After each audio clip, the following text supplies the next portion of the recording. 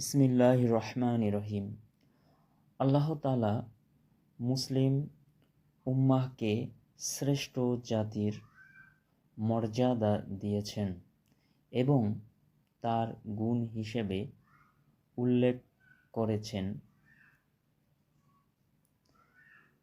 আমর বিল মারুফ ওয়া নাহি আনিল মুনকার তথা সৎকর্মের আদেশ ও অন্যায় কাজের বাধা দেওয়া। ইরশাদ হয়েছে, তোমরাই শ্রেষ্ঠ জাতি, তোমাদের উদ্ভব ঘটানো হয়েছে মানব জাতি কল্যাণের জন্য। তোমরা সৎ কাজের আদেশ করবে ও অন্যায় কাজের নিষেধ করবে এবং আল্লাহর উপর ঈমান আনবে। সূরা আলে ইমরান আয়াত ১১০।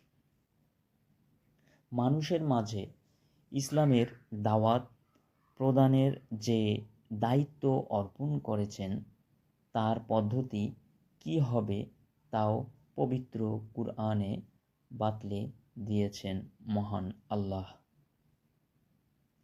বলেছেন, তুমি মানুষকে তোমার প্রতিপালকের পথে আহ্বান করো প্রজ্ঞা ও সুন্দর উপদেশের মাধ্যমে এবং তাদের সাথে বিতর্ক করো সুন্দর পন্থায়। সূরা নাহল আয়াত ১২৫। তাই একজন দায়ীর দাওয়াতি কাজ পরিচালনা করার জন্য কিছু গুণ অর্জন করা আবশ্যক। সত্যবাদী হওয়া,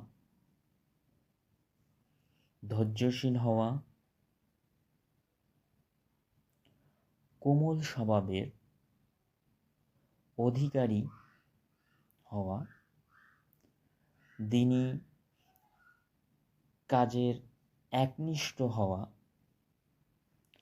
কথায় ও কাজে মিল থাকা।